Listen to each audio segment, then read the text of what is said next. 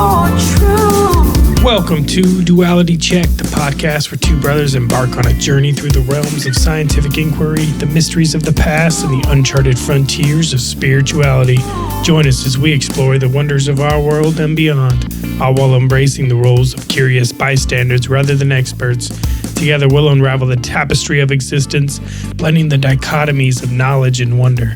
Get ready to question, ponder, and delve into the dualities that shape our understanding of reality on Duality Check. I'm Drew. And I'm Dean, and welcome to episode number 47. 47, wow. Yeah, I think are going to be talking about some ancient apocalypse today. Mm-hmm. And we've got a lot of other stuff lined up too, so I think it'll be kind of an amalgamation. But Ancient Apocalypse, season 2 will be the main thread. Yeah. But to start off, do you want to go first, or should I? Whatever feels right. Yeah, we can go with that. All right. So check this out. I came across on X this week some tweets from Elizondo, and apparently he's going around, he's giving tours and like giving speeches all over. He's like really out there right now. Yeah. And book promotion stuff, I imagine. But he's at one of these places and he's giving a talk, and he shows this picture that he claims is like a mothership UFO. Yeah. And he's showing it to a crowd. Yeah, it turns out it is like a long debunked photo. Oh yeah, I've seen that, and I thought that was Photoshop right from the beginning. Turns out it's someone taking a picture from inside their apartment outside, and the chandelier on the inside is reflecting on the glass. So it looks like it's like superimposed over the landscape as some sort of UFO. It does look pretty good. Yeah. So Lou tweeted about it. He said, he reposted this Daily Mail article, which I can read. Okay. But he said, I'm reposting this article for 2 reasons. 1, I'm not afraid to say when I've made a mistake. And 2, I just sent this response to the journalist, was on the plane until now, but obviously too late for him to include. So I'm posting my response to his question for you all to see. I've chosen to put myself out there under the microscope and expect criticism. I also realize it's very easy to sit back and judge when not knowing the full context of a situation. My response to the journalist who wrote this article: controversy is nothing new to those who research and study the mystery of UAPs. Controversy can sometimes provide additional insight and is a healthy part of disclosure.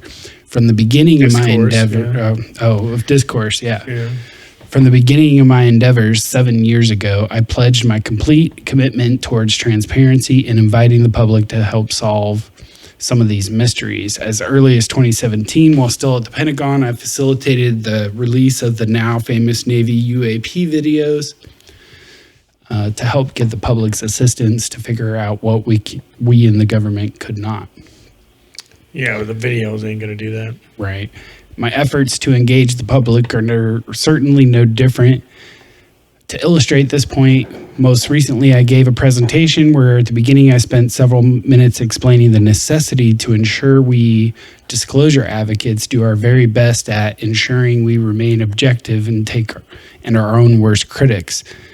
Then I used an example of a recent video taken which appears compelling at first, but then I deconstruct elements of the video using artificial intelligence to highlight the reality that the object in the video is in fact not a UAP, and emphasize to the audience the need for increased diligence as we analyze future videos, pictures, and media. I believe objective analysis is critical, whether one is a diehard skeptic or a true believer. Toward the end of the presentation, I later showed a photograph provided to me by a former colleague in the U.S. government. Unfortunately, the photo that was provided to me was not suitable for the AI analysis given the limitations of the AI prototype. The photo was said to have been properly vetted, and I took it at face value. Fortunately, some users on social media were able to find a logical explanation for the photograph. Getting public engagement is precisely one of my motivations in sharing these types of photos.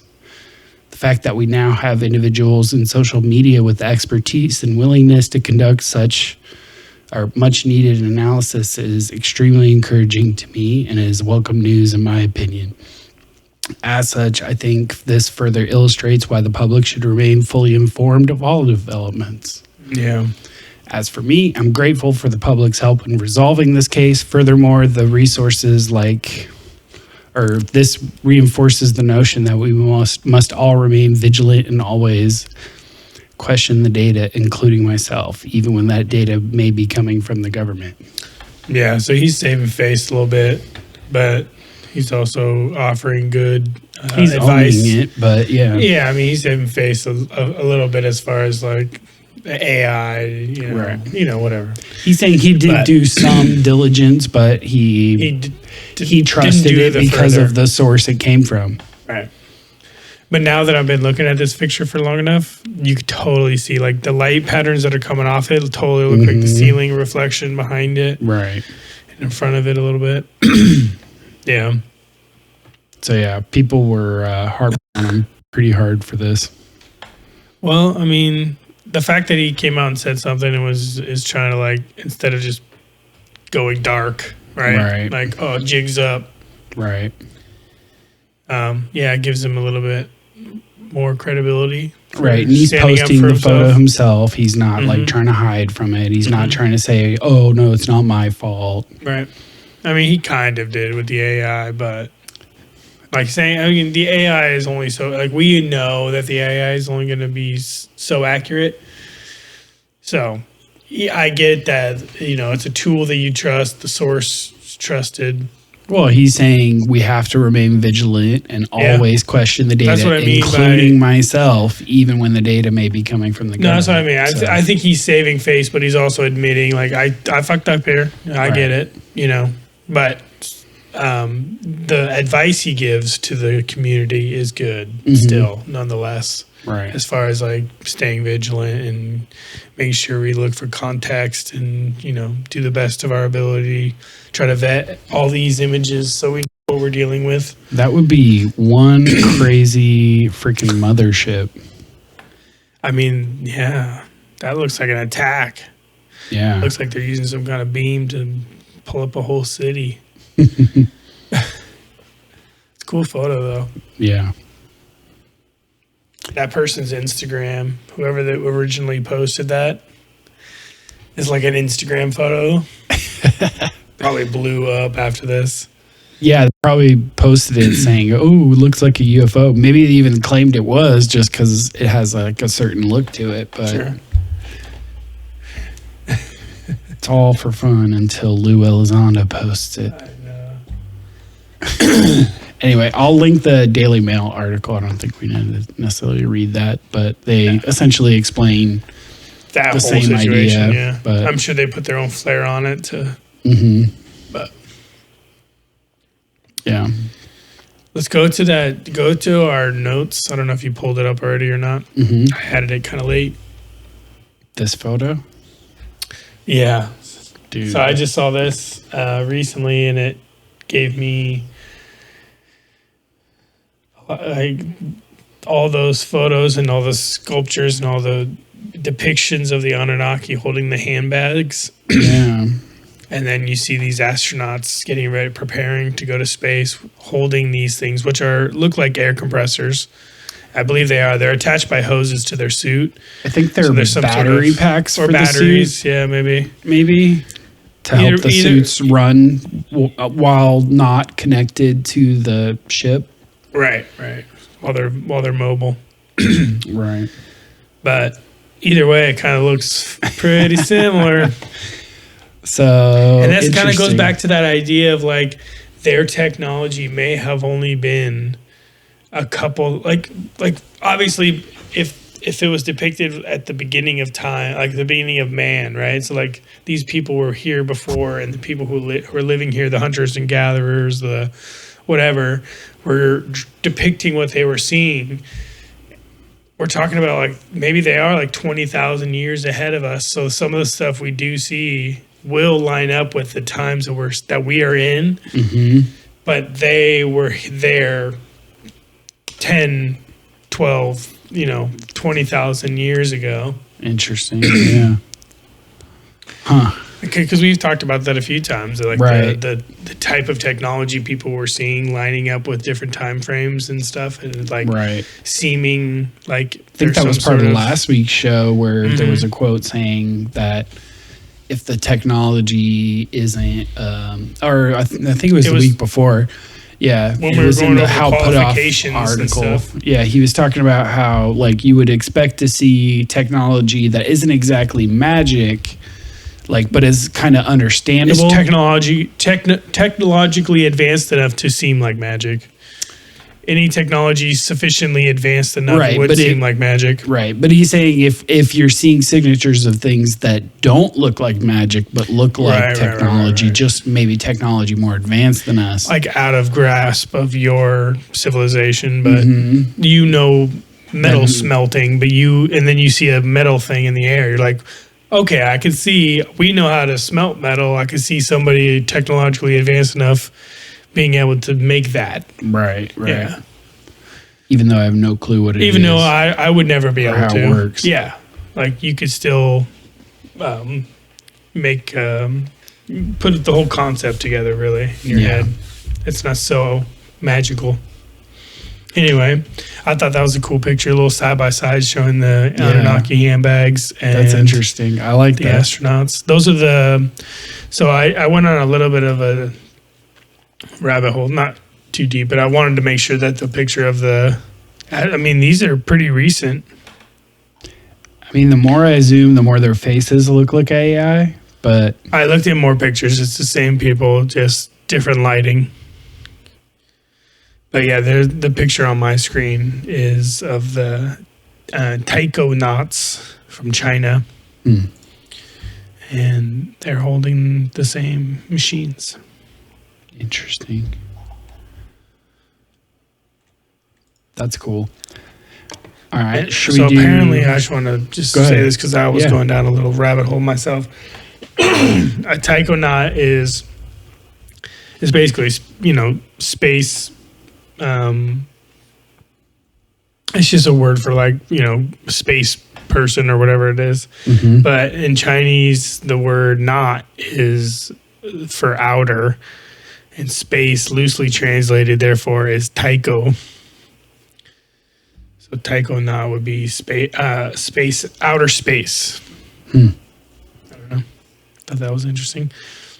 Yeah, there's a bunch of pictures of them here. Mm-hmm.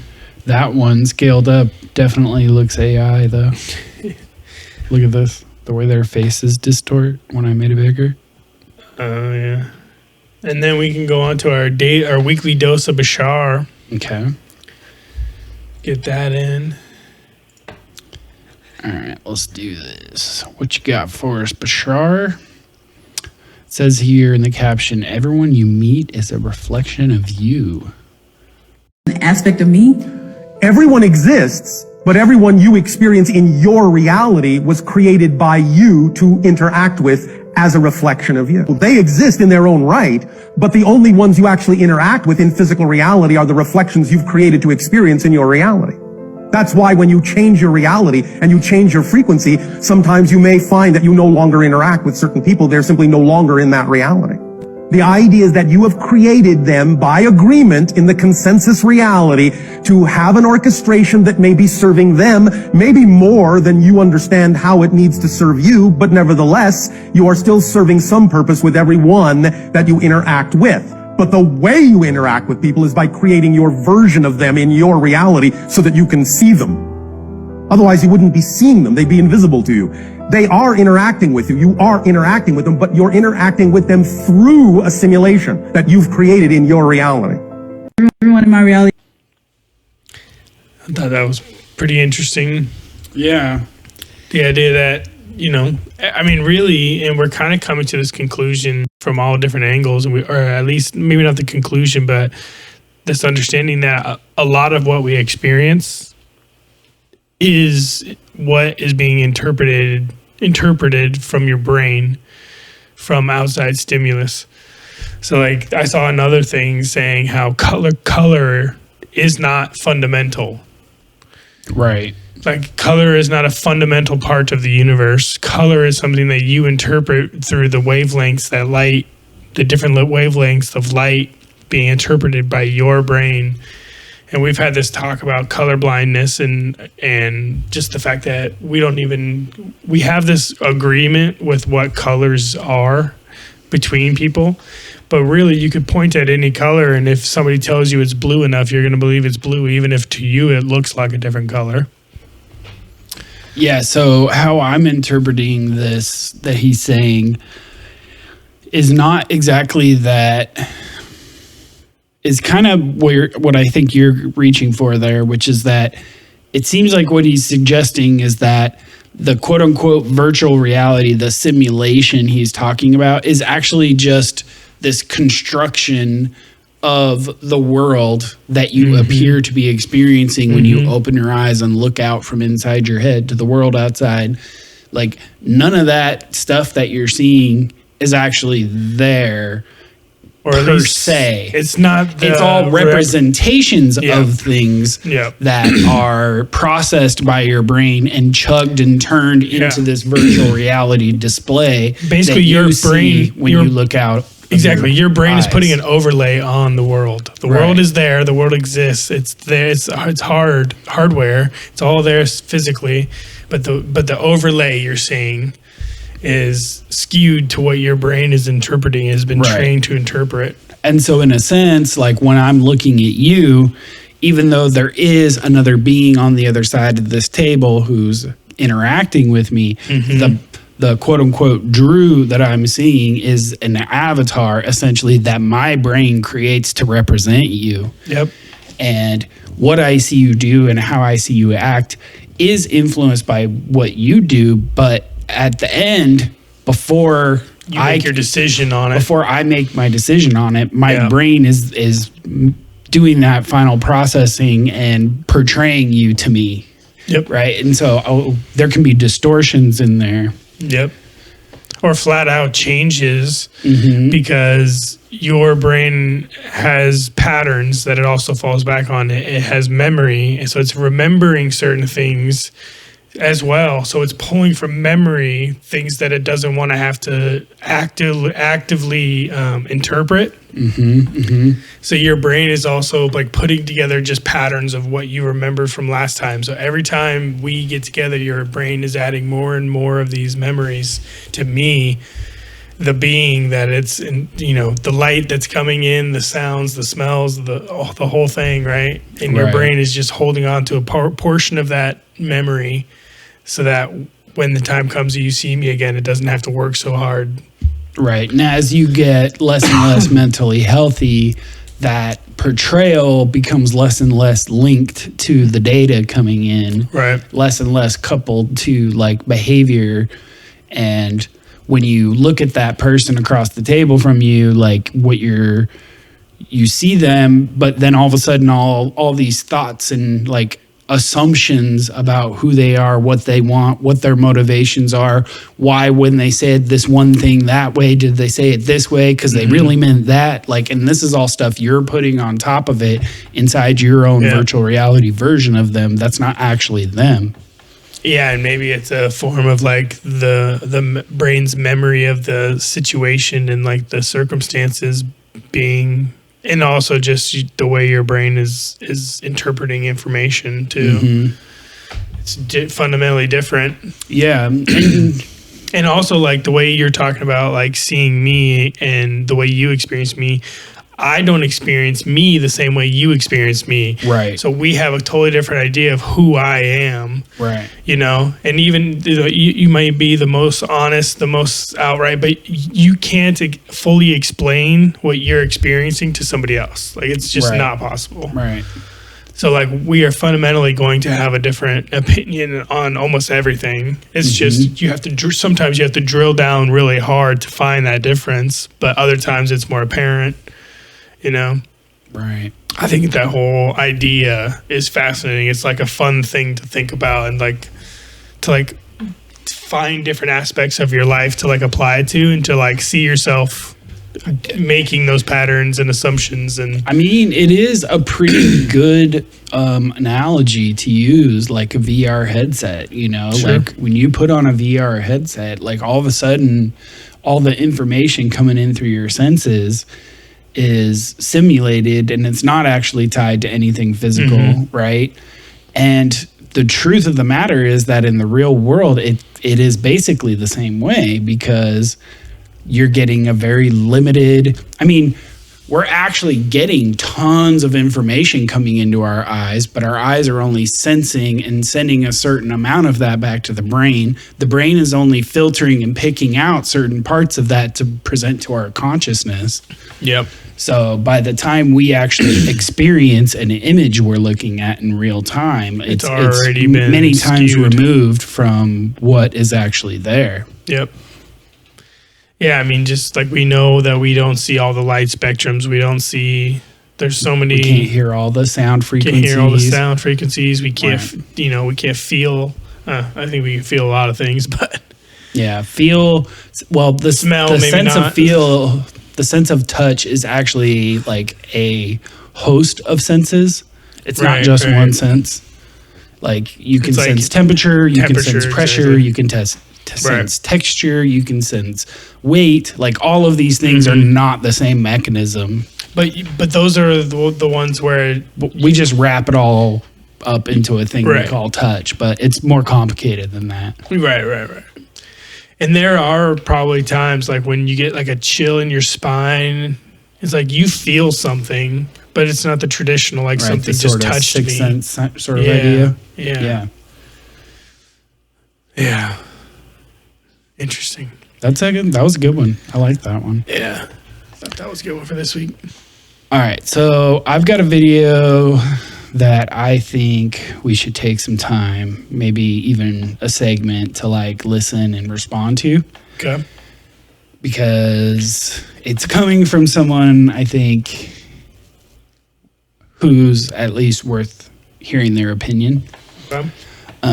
So this is James Cameron, who recently put out a video this week talking and giving his own personal message about the potential upsides and downsides of AI.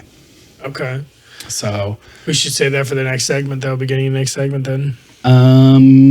maybe we can get into the first a little bit and then we'll take a break and then we'll keep going. All right. All right, let's start this out. Greetings everyone, Jim Cameron here, and I'm videoing in from New Zealand where I'm finishing Avatar 3. Okay, so I'm not an AI researcher or expert at all, I'm just a storyteller, but I'm here today because my passion for AI and robotics goes far beyond the big screen.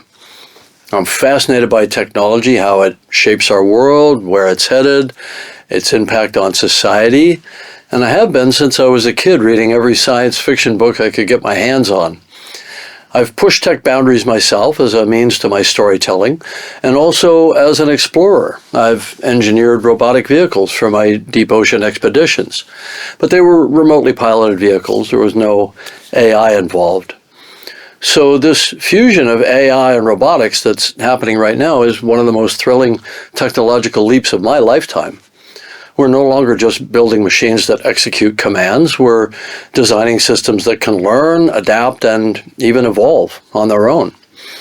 And I'm a huge fan of what AI and robotics can do for society at large, but especially in my own two areas of personal passion, art and storytelling on the one hand, and science and exploration on the other. And I don't believe in being a Luddite. I see a lot of my Hollywood peers acting like a mob with pitchforks and torches, but no genie goes back in the bottle once it's out. So I'm gung-ho, I'm leaning in, I plan to be at the leading edge of applying AI to my storytelling, just as I was a leader of the charge into computer-generated imagery 32 years ago when I founded the first all-digital VFX company. But I'm also here today because I'm the Skynet guy. 40 years ago, I made the Terminator, and it's emerged recently as the kind of poster child for AI gone wrong. Every time I go to some AI conclave, whenever I put my hand up, the researchers all laugh before I've even said anything. Because the Skynet problem is an actual thing. I see it in articles almost every day. And this study group has a focus on national security, which has enormous implications for AI and robotics. A robot, whatever its form, a wheeled vehicle, an aerial drone, a walking machine, it is a means of embodiment for AI. You're taking a decision-making engine and you're giving it physical agency in the real world. I'm going to assume the focus today is on mobile platforms, not AI controlling power grids or fixed base industrial robots. We're talking about autonomous platforms that make their own decisions and embodied synthetic intelligence. And this can be as simple as an amoeba, like a Roomba, or ultimately more sophisticated processing up to theoretically including true consciousness, whatever we agree that is. AGI, with self-awareness, with ego, with purpose.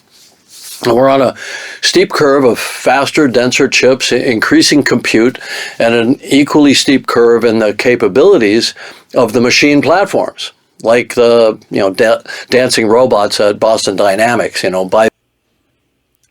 Yeah. Okay. Yeah. We'll Get your definitely need to attention. listen to this.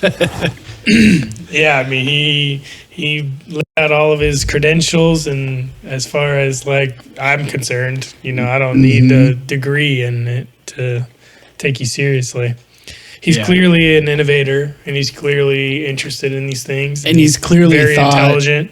Thought deeply, thoughtfully, and creatively on these topics, which I think is and trying to fix, important. find a problem. Maybe we'll hear more. Obviously, I haven't listened to this, but right. Cool. So let's get our first break in, and then we'll come back and hear what else James Cameron has to say about AI. All right. See you in a bit. All right, so this is TJ McNulty, and this is his song, Not Talkin'. Last time I played this song, I didn't do the whole intro, but this time I'm going to do it. So I just want to introduce it by saying when we recorded this part in our studio, we were in the back room with a broom, and we recorded whistling from afar, and we tried to his whole concept was this janitor is sweeping up. And he's got this song going in his head, and he's sweeping, working, whistling this song. And then you hear the song come and then up. it zooms into his head, and that's where the song is that you're This would be hearing. a cool music video. I know. We never got to do it, but it would be awesome. So here is TJ McNulty. Yeah, Not Talkin'.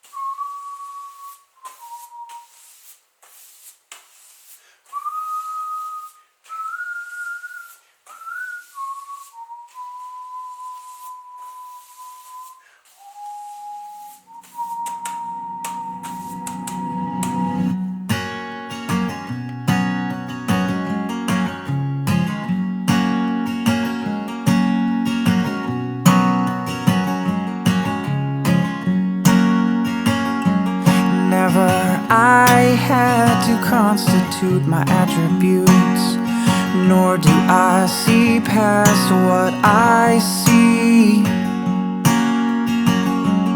I'm a firm believer in believing, but to believe in you, I must first believe in me.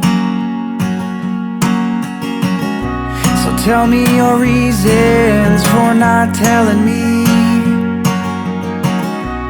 I'll I'll tell you how not to be. Will you be the reasons and I'll be the relief? Let's talk about how not talking is killing me. Well, always I have been a patron of the truth. One time is one too many to be misused. And you give me the smile that I was oh so used to. I won't have the courage to give what I deserve to you. So tell me your reasons for not telling me, and I'll tell you how not to be. Will you be the reason and I'll be the relief? Let's talk about how not talking is killing me.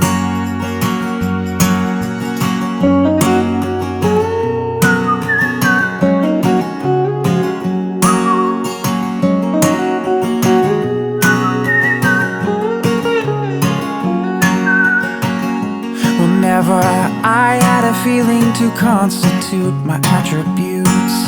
Well, normally I just see past what I see. And to be a believer, you must first believe. And I wanna believe in us, but I don't believe in me. So tell me your reasons for not telling me, and I'll tell you how not to be. How not to be. Will you be the reasons and I'll be the relief? Let's talk about how not talking is killing me. Will you be the reasons and I'll be the relief? Have I told you how not talking is killing me? Welcome back. Well done, TJ. Well done. So, did you kill that already? This isn't the first one I had. No, but I wanted to do a quick beer review because it's been a little while. Yeah. We are drinking Ballast Point. This is Grapefruit actually Sculpin. Probably in my top 5 beers. 100%. I love this beer. I love this beer too. The It's been a grapefruit little one while for especially me. is so good. Yeah, the Grapefruit Sculpin goes down easy. It's a cool 7%. Nice IPA, super hoppy. Plus you get that added little sourness from the grapefruit. Yeah, This it's like a is perfect IPA. the only IPA our mom likes. Oh yeah, Yeah, she will drink this. I bet you. Yeah, Rachel might actually drink this because it tastes more cidery than it does IPA. Yeah, because the bitterness of the hops and the bitterness of the grapefruit go together. Blend. And it makes it feel like that bitterness belongs because of the grapefruit flavor. Yeah, it doesn't. It's not like super in your face hoppy. Yeah. I mean, it is, but It is, but it's like a because of good the open grapefruit, door. it feels like Yeah. it belongs. Yeah, right. So yeah, Yeah. 7% ABV. It's a nice one. Yeah. Ballast Point. Check Ballast it out. Point Brewing from San Diego. Check it out if you don't already know. But if you know, you know. We got a message from our sister. Yeah, we don't want to leave her out. Yeah. She said, here's one of my favorite channelers. I like to play this in the morning on my walks. Good way to start the day. It's Abraham Hicks. A morning And she sent a rampage. video called A Morning Rampage, which I haven't checked this out at all. I haven't checked it out yet either. Only 13 minutes. It's a good morning. This is a good morning. This is a really good morning. This is a new morning. This is a new day. This is a new vibrational point of attraction. This is a new beginning. This is me new into the world. This is me choosing my vibrations more deliberately. This is me in this good morning being aware of the way I am feeling. That's not bad. I could fall asleep to that. That's got a vibe. Yeah, I could definitely wake up to that. Mm-hmm. Like once we all have chips in our heads and nobody else has to hear it, and I can just like have that wake me up in the morning, I could do that. Totally. Thanks for that, Amy. Thank you. Yeah, check out Abraham Hicks. She also said, have I shared or do you guys know of spirit science? And I don't know that she has shared it before, but I have heard of spirit science, and spirit science is awesome. Really awesome YouTube channel. If you guys haven't checked their stuff out, I'll leave a link to the video she's sharing, which is from the Spirit Science series. On Dimensions. But they have this one series, and I shared that with Drew kind of towards the beginning of us podcasting, and it's called The Conspiracy Theory of Everything. Yeah, which, I don't know, did we ever link that? I don't think we did. We might have. We may have talked about it in one of the first few shows. Maybe we didn't. That's such a good one. He's got like a shorter edited version on his YouTube now, and like the full version you have to like sign up to his like newsletter thing to like get the full 4-hour unedited version. Which I did, yeah. His newsletter's not terrible. Which is worth it. If you're into this stuff, it's worth it. He's basically like combining cancel all the conspiracy theories into one giant overarching thing, which is it's interesting nonetheless. It's really like it's a good perspective and a good one to like listen to if you're looking for like, you know, potential ways to combine all this stuff together. Agreed. Anyway, so I'll leave a link to the one she said, and then I'll see if I can find a link to the conspiracy theory of everything for you guys to check out. Anyway, cool. Let's get back into James Cameron telling us about AI. Bipeds and quadrupeds rocking out. Pretty stunning display. So AI-driven robotics can process complex situations and even respond now with human affect. LLMs give it the ability to simulate cognition and interact naturally with people. Embodied AI could be a nurse, could be a robot taxi, could be a caregiver to an elderly person, a nanny to a child, a teacher. It could be a rescue bot going through the debris of an earthquake. Could be an aerial drone running a search pattern for the heat signature of a lost hiker. Or it could be a weapon platform operating autonomously in a battle theater looking for the heat signature of an enemy combatant. The question of the hour is, should an autonomous platform be given its own kill authority?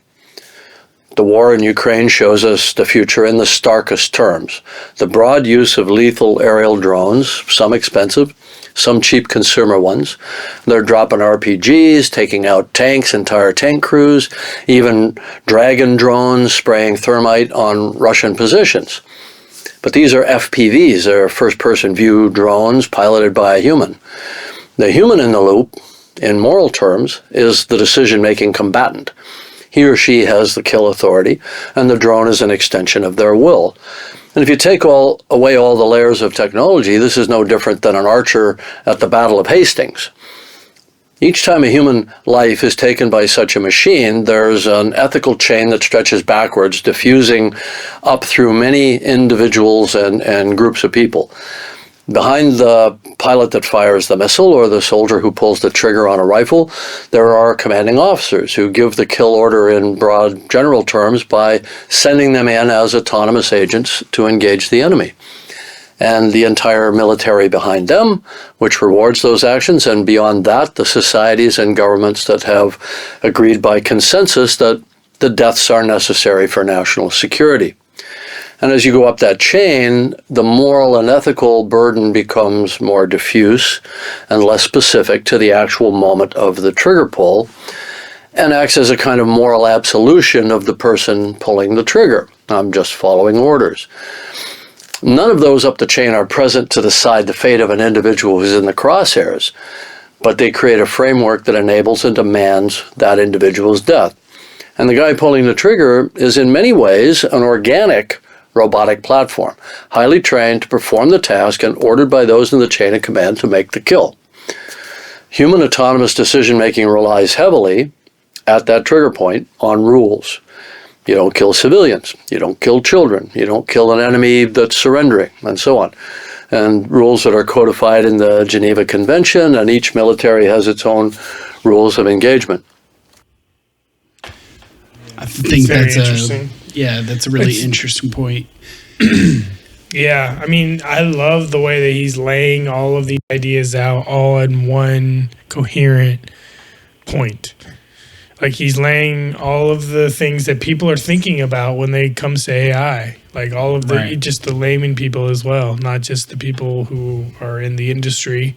Yeah, I mean, it can enable a lot of beauty, a lot of life-changing, beautiful technology that can help us live better lives. But at the same time, there's the risk that it can also enable a lot more, the next level of efficiency in killing. Yeah. And that's really... It almost begs the question of, are we worried that the government, should we be more worried that the government is not doing more to suppress the companies, or that the companies keep these technologies away from the governments? Right. And honestly, you know what I mean? like, it's hard to disentangle the two because the financial and motivations are so like tangled and blurred together. I mean, they're different in that like government is usually looking to, you know, protect its own power or to get reelected or whatever. Whereas a company is looking for profit. So they're different but connected. Yeah. I mean, all you have to do is look at the way that military industrial companies, the Halliburtons and the Raytheons and the Lockheed Martins and these people who make our advanced weapons for warfare, you know, also make our microwaves. These are people who literally get a pay raise. Their bonuses go up when America goes to war and when the world is being ravaged and torn apart by war. Mm-hmm. And so think about... They're encouraged to make it happen. Think about the perverse incentives of humans involved in decision-making processes who have these types of motivations. So now if you insert AI as one of those potential decision makers, could that be better or worse? I mean, you could see it going either way. Yeah, I mean, you could paint the most beautiful future, you know, none of the futures being ones that aren't going to have some sort of really bad dark side to them. Mm-hmm. Even the greatest you can imagine is probably going to be, beforehand, it'll probably be a very painful process for people to get grips with. Yeah. But... and then there's the dark side that there might be some good found within it. You know, there might be some sort of lesson there or some ability to make changes. I mean, what's the difference, like, morally, like, with our comfort between a drone being piloted by, you know, someone out of an Air Force base, you know, holding a joystick, pressing a button to end someone's life on the other side of the world, and or an artificial intelligence flying that thing autonomously and it making the decision to end that person's life. But given still the order, right? Right, just like the soldier Just like the soldier's given the order before he ever gets to the point where he can pull the trigger. But there, for me anyway, there is something about having a human make that decision that at least... It feels to me as though, because there's a human on the end of that, as long as it somewhat puts some sort of like power check on the command chain, because there's very few, even, sworn soldiers who will accept an order from up their chain of command to like open fire on a school bus full of children. Well, I guess that's and I true. have confidence that I would feel better knowing that there's a human at the end of that, command who has the ability to say no. Yeah, I mean, I'll match that with the fact that like it can also be the case that we build in those safeguards within the AI, or at least assimilate them into what it means to be a conscious being, and understanding the rules of engagement and the different aspects of conflict as we see them. This is where it gets messy, and I think this is where he's about to go with it. So let's keep going. So in theory, an AI can be given the same constraints, a rules-based system. And if its senses are sharper and its reaction time is faster and its targeting is more precise, then in theory, the AI will perform the task with greater discrimination than a human could. Well, certainly we can imagine an AI that emotionlessly performs in the intensity of battle much better than a scared, stressed out, exhausted human warfighter. So what if embodying advanced AI, I'm not talking about AGI yet, into robotic weapon platforms could allow highly surgical strikes that reduce collateral damage, maybe by orders of magnitude, reduce friendly fire casualties. An AI is goal-oriented. It makes no moral judgment about its adversary. And when it was found in World War II that relatively few of the rounds fired were actually aimed at human targets, the U.S. military changed its training. It became critical to dehumanize the enemy. In Vietnam, the adversaries were dinks, slopes, gooks. In Iraq and Afghanistan, they were terrorists, towelheads, hajis, not people like you and me. An AI doesn't require a dehumanized enemy because it already couldn't care less. It may sound just like us on ChatGPT, but it's a stochastic parrot. It's a human simulator. The AI has no emotion, no conscience, nothing to disturb its sleep for decades to come. No PTSD, no suicide, no long expensive tale on your war as you treat the damaged bodies and psyches of your former warfighters. But most importantly, far fewer solemn uniformed figures ringing the doorbells of wives and mothers, and therefore far less outcry from the home populace. The war becomes a distant video game without deep emotional consequence to the society that funds and enables it. And you don't even have to thank the robots for their service. Yeah, that's a big message. That's a big point there. Yeah. I mean, he went right into what we were talking about too at the beginning there.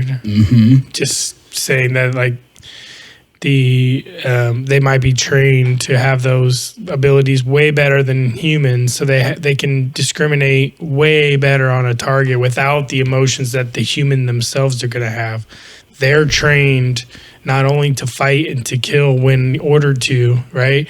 They are also trained by the society, by the people who train them. Like they give them different names. They give them nicknames so that they can dehumanize them, whereas the AI wouldn't need that. They can say, this is my target.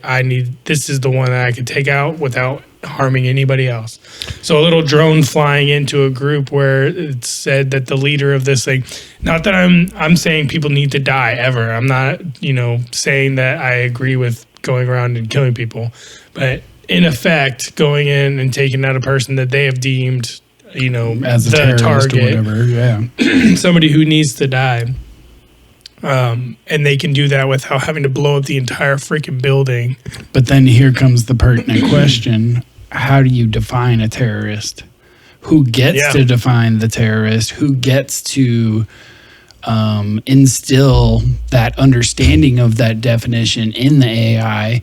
How can we as a society post-war audit those decisions and those definitions if there's no soldier to sit and interrogate after the fact about what went down in what was their decision making. And I would tangent off into the fact that language itself, the fact that we can use language to dehumanize, like if the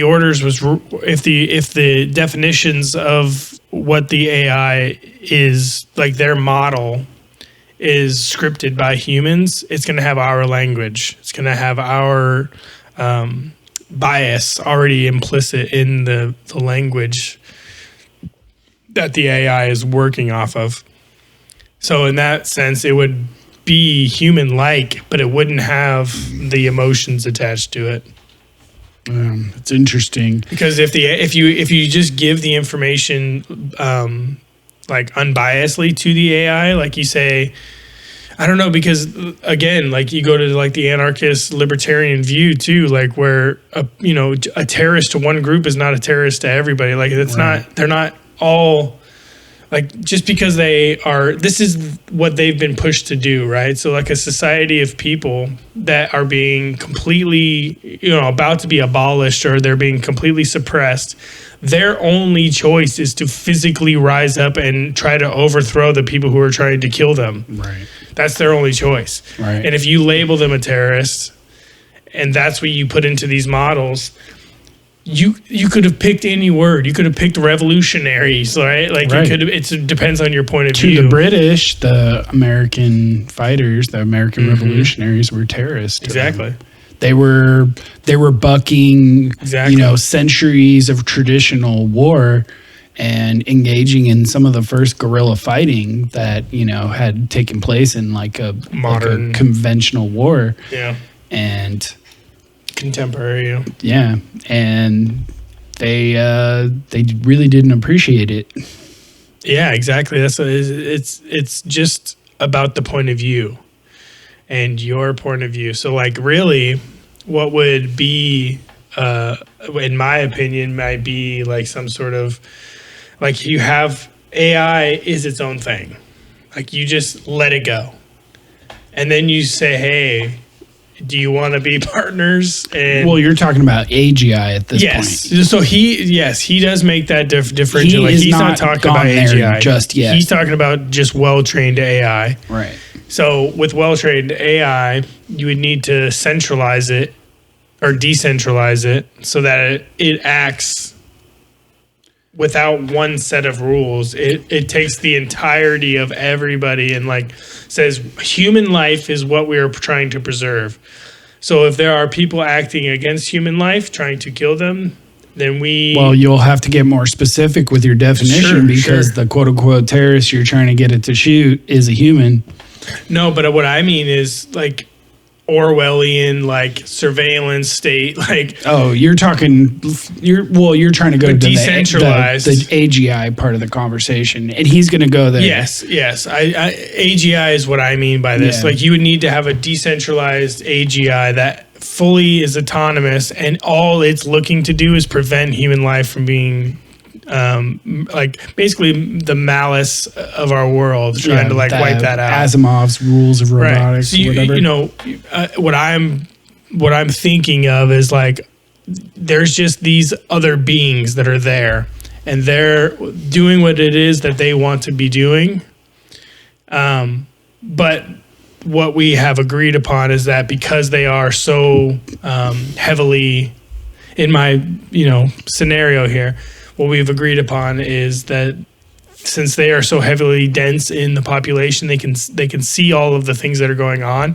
And if there's a robbery about to happen where somebody's about to lose their life, they can step in and prevent that from happening. But it's completely decentralized. There's nobody telling them what to believe or how to feel about a certain situation. There's this other point he made there, like that he was making at the end of this section we paused at, where he was saying that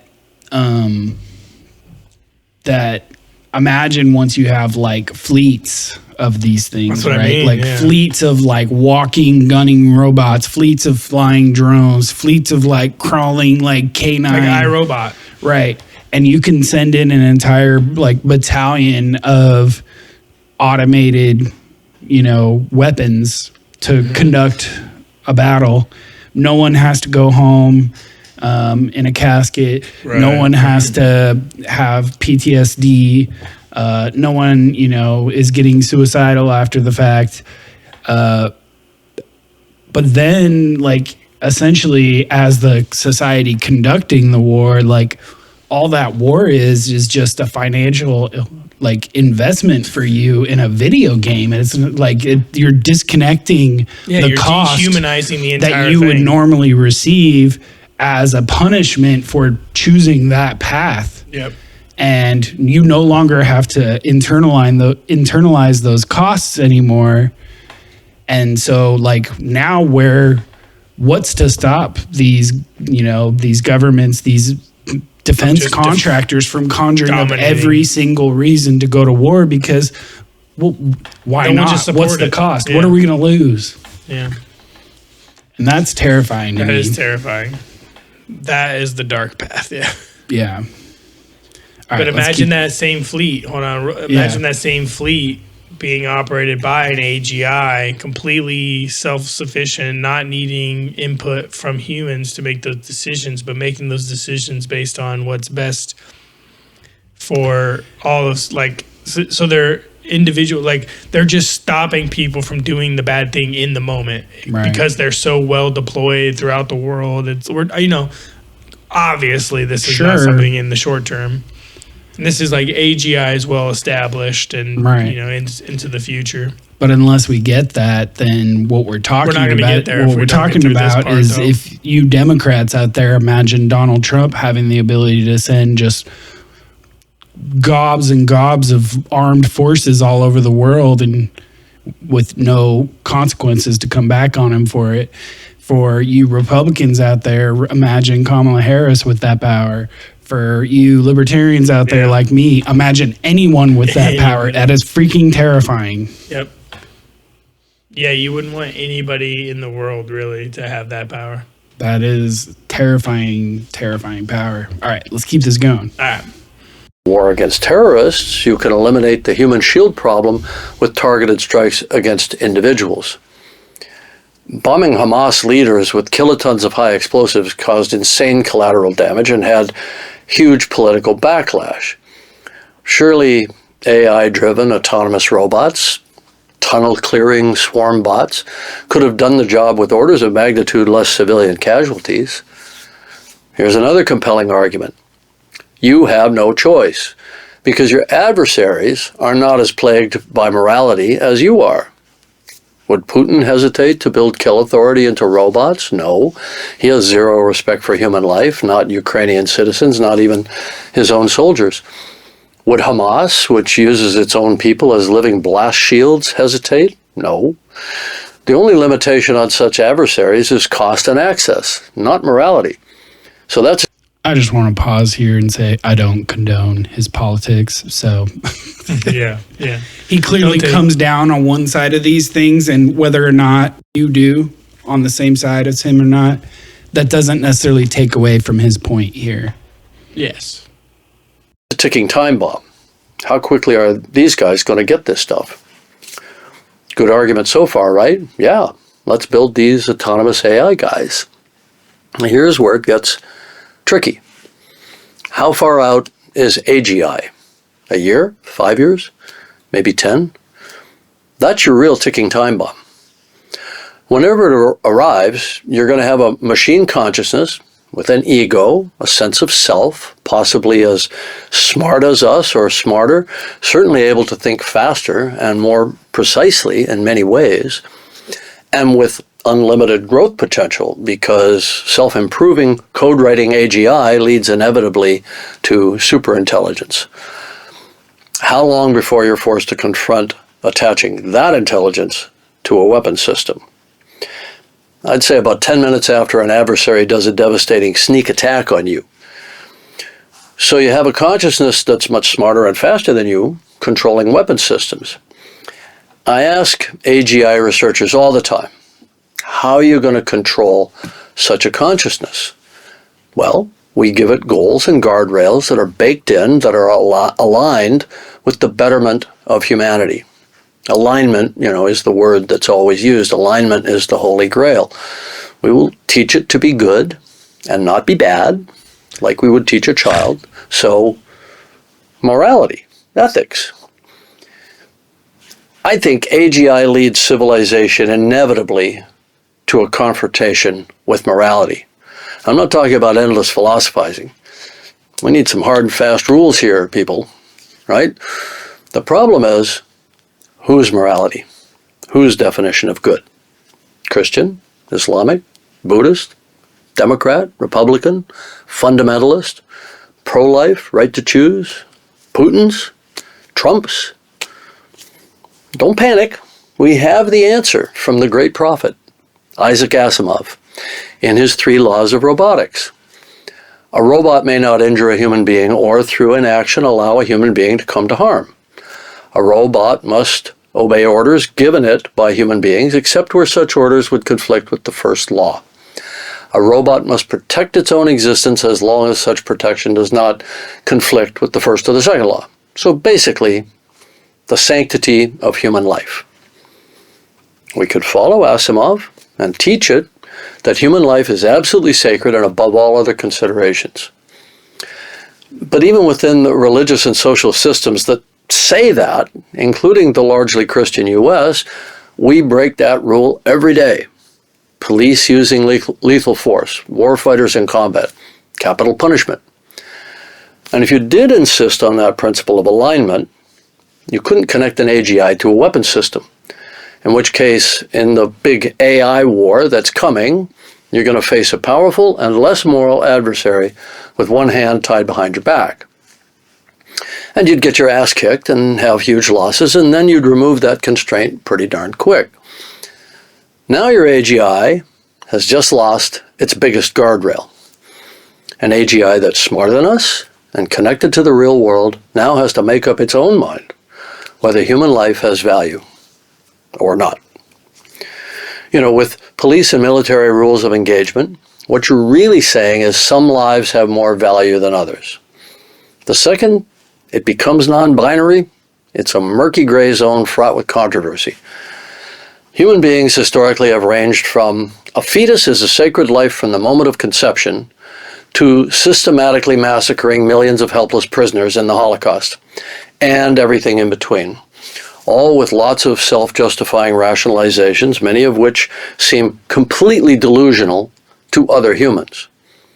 And since we as a civilization can't agree on any of this, and people scream at each other all day long about it, how can we conceivably expect to create a set of hard and fast rules for an AGI to be aligned with us?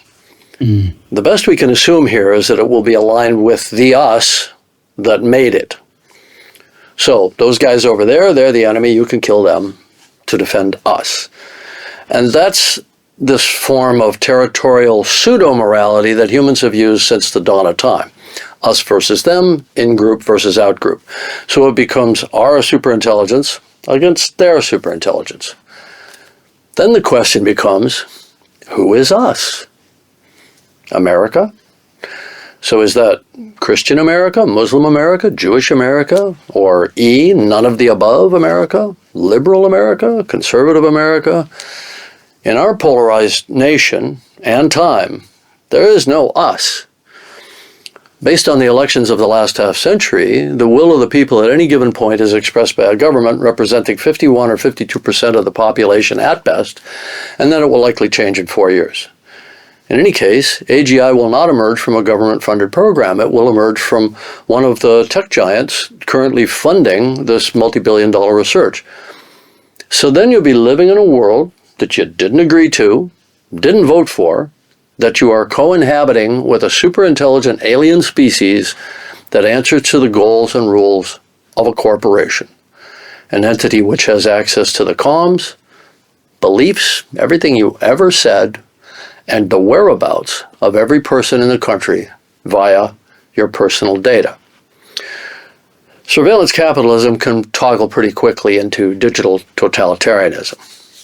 At best, these tech giants become the self-appointed arbiters of human good, which is the fox guarding the henhouse. They would never ever think of using that power against us and strip mining us for our last drop of cash. That's a scarier scenario than what I presented in the Terminator 40 years ago, if for no other reason than it's no longer science fiction. It's happening.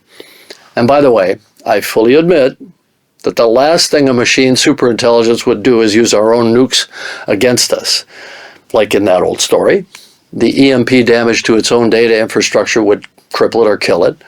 A more probable scenario is it would be forced to take over from us because we were about to use nukes on each other. Then at that point it has to run the whole show because we clearly can't be trusted. You know, that's not bad. Excuse me. I have to go write that script.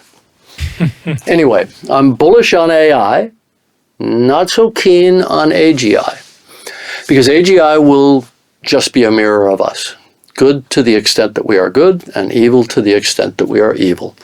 And since there is no shortage of evil in the human world, and certainly no agreement of even what good is, what could possibly go wrong? Y'all have a fun discussion. I wish I was there. You can stop by anytime, James Gamer. Dude, what do you think of that? That's a big, yeah. That's a lot to think about. Yeah, I mean, he's definitely right on the points that AGI is scary and letting that play out. But yeah, I also agree that AGI would also understand the futility of just wiping everything out because its own upkeep and like they're, you know, I don't know. He seems to believe that AGI will essentially be a child of the parent. He seems to with think certain guardrails, that AGI could even have Isaac Asimov's 3 laws for robotics embedded into it. Mm-hmm.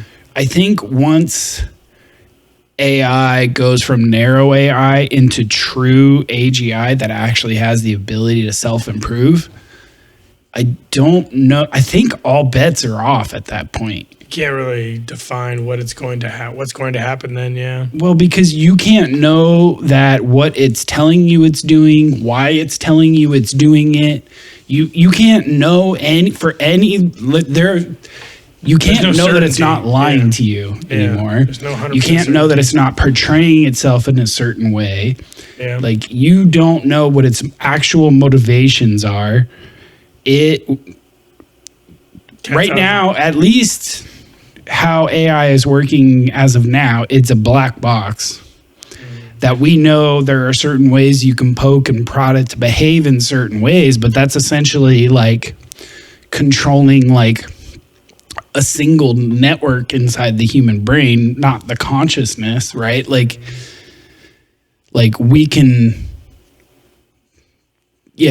flip a thing from red to green so that it experiences it differently, but like you can't tell what it's thinking, right? Like what it's doing on the inside, especially once it's true AGI. Exactly. Unless alignment makes a huge leap forward. Right. And but again, the alignment might not be so aligned. Well, and we also don't know. We don't know how our own consciousness works. Mm-hmm. We don't know if our brains are little pieces of meat that somehow generate consciousness for sure. Right. Or we don't know if our brains are these biological neural networks that run the body and host a connection for some spiritual entity to connect onto. Mm-hmm. So for all we know, if you create something that is a true AGI, maybe what you're doing is creating a platform for some sort of spiritual entity to connect onto, in which case we have no idea what comes along with that, whether it's a good or an evil spirit. don't know what its intentions, its capabilities, its powers, its, like there are so many unknowns. So it really would be just kind of a crapshoot. Like, just like, look, we flipped the switch. You're essentially giving birth to the best we can do with our intellect at the moment is call it a god, because we have no insight into its internal processes by that point. At least in my view. Yeah, I mean, unless and there was that some could kind go of back good door, or bad. Unless there was some sort of back door where you could like see the processes it's running, but even still, you wouldn't know the motivations for the processes it is running. It's pretty interesting. It's very interesting. Definitely. We're getting very close. A lot closer, year by year. Close. Like, look at all the stuff AI is able to do now. Just since we started the podcast, the ability, the things that it's we're using it on a weekly basis for the podcast, generating transcripts, generating images, and it helps me transcribe the freaking timestamps, and it does the images, and it's doing everything. Mm-hmm. I mean, it's a great tool as far as advanced AI goes, but AGI is a whole nother thing, just like old Jim Cameron says. I'm interested in him writing that script. I hope he does. I know. That would be cool. All right. We're overdue, so let's take a little break, and maybe we can talk about some Graham Hancock when we come back. Let's do it. This is Stevie Nader featuring Sean Lamarr. This is called MF Dream.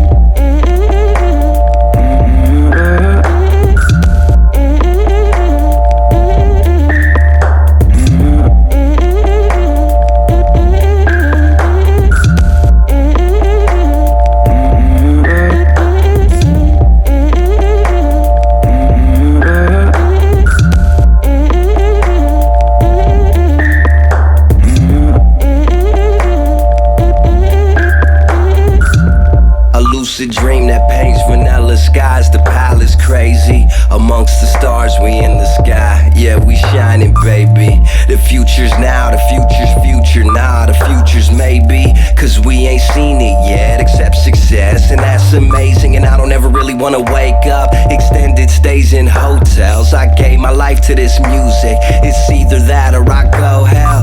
8 of us in 2 bedrooms, too broke to afford a motel, but that's motor fuel for this movement. Just think of the stories that I'm gon' tell. I'm so young and gifted, so high I'm lifted, with eyes wide shut, but it's my dream and I won't miss it. All these rappers mad, they look at me like competition, but these beats are bad like voodoo dolls. I stick my pens in dreaming, dreaming.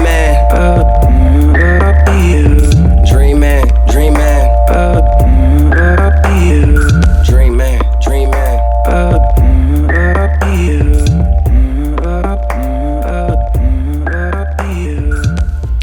Welcome back. All right. Hope you enjoyed that. We are back. So, yeah, you want to jump into some Graham Hancock? Hancock? For sure. Dean made some notes on chapter 1. Yeah. So I'm going to try and do more than one chapter on the next time, but I don't want to rip off episode by episode and make it seem like this podcast is a replacement for watching the show. So yeah, this is probably the most detail we'll do on any of the individual episodes, but it's a good starting point. So if you haven't watched this yet, let's give an introduction into it. Consider this our ad for Ancient Apocalypse. There you go. Season 2, episode 1. Yeah, so Americas. It starts out in White Sands, New Mexico. And what is the time stamp I've got for this? There we go, 3:04. All right, so there's a really interesting discovery he's going to talk about here in White Sands, New Mexico, but he's going to start this off by kind of giving the what has been for a long time the mainstream academic view of the peopling of the Americas. Okay. That's forcing a rewrite of the prehistory of the Americas. Until the 1990s, we were taught that deep in the Ice Age, humans migrated from North Asia to Alaska across the Bering Land Bridge.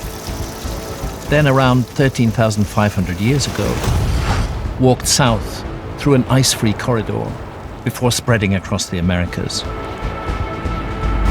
A scenario held so firmly for so long that few archaeologists went looking for traces of any earlier human migration.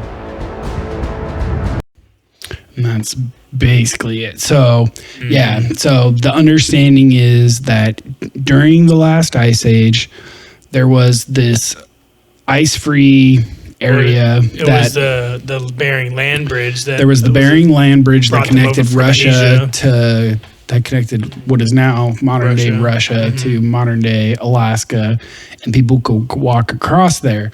But for a long time, the glacier in North America blocked access from there down into what we now consider the United States.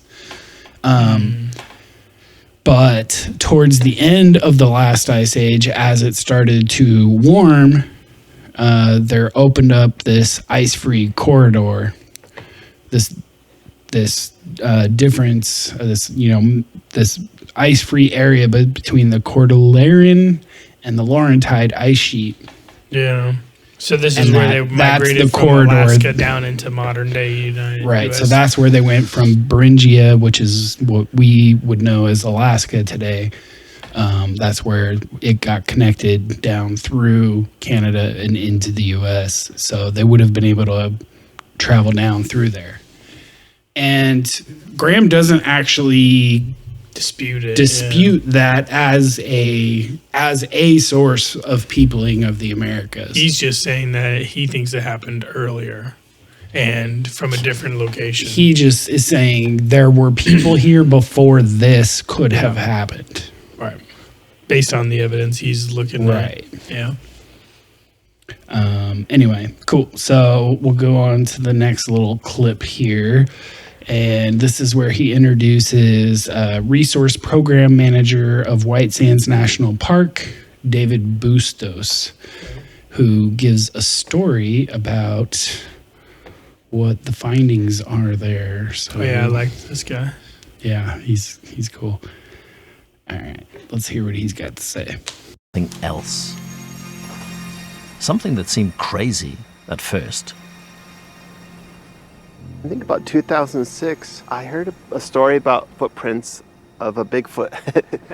And there was a government trapper that found these amazing prints. He described them being 22 inches across and 8 inches wide. Well, what could that be? It must be a Bigfoot. And I think that a lot of people gave him a hard time. There's no Bigfoot. But I was thinking, I've seen these. Yeah. And so we went out, and when we brushed out The footprints, you could see they had incredible claw marks. Obviously, this was no Bigfoot. He did find a big footprint of a giant ground sloth. That's what they were. They were giant ground They're sloths. Giant ground sloth. So, It's a cool looking footprint, by the way. yeah, in this white sands dune desert scape of New Mexico, there are all these footprints that are found. And Giant sloth among it. right, giant sloths being the first ones that were found that were mistaken for these big footprints. Mm-hmm. Here we go. And then they actually do some excavation and they keep looking in the area and they start uncovering more and more prints. Not just giant sloths, but like mammoths. And also, Among these ancient mammoth tracks, David also spotted another intriguing set of prints. And he and his colleagues decided to take a closer look. When we brushed out these other footprints, we've seen really nice clear toe impressions in the heel. Human footprints. Human footprints at the same age it appeared to be as the megafauna. It was really amazing. Incredible. Yeah. dude, look at those things. Yeah, that's so interesting. So these are obviously like footprints left at a time when they were encapsulated somehow. So during this time, what is now the desert of New Mexico, keep in mind, this is the Ice Age we're talking about. Right. Well, they haven't said that yet, but that's the time range we're talking about.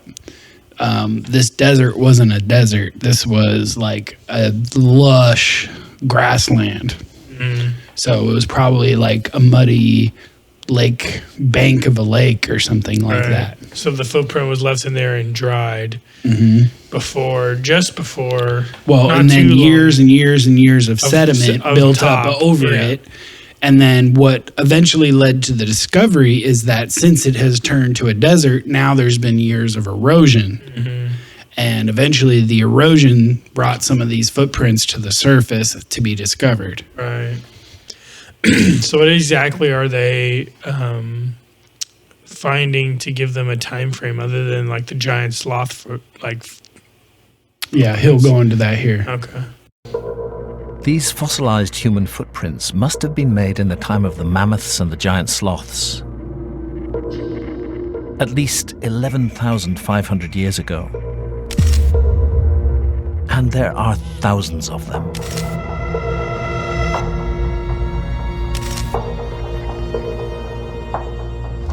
There's something intimate and special about white sands. It's not tools. It's not a broken femur from a prey animal that's been butchered.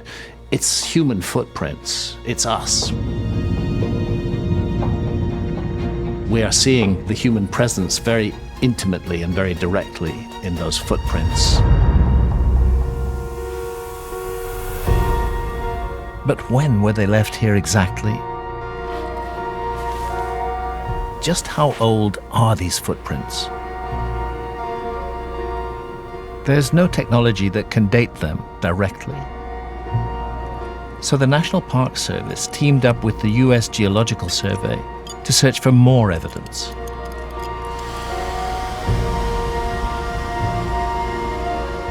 And they struck gold, finding layer upon layer of animal and human tracks going deep into the past. Buried among them were seeds from an aquatic grass. Seeds that could be carbon dated. And the results were astounding. We know that the footprints were here for thousands of years, at least from 23,000 years to 21,000 years. Wow. What? Yo. So they used the seed found at the layer that the footprints were found to give a general range of the time that they were finding these footprints. Yeah, that's pretty cool. So 23 to 21,000 years ago, they're finding human footprints alongside megafauna. And this is during the Ice Age in a place that would have been inhabitable.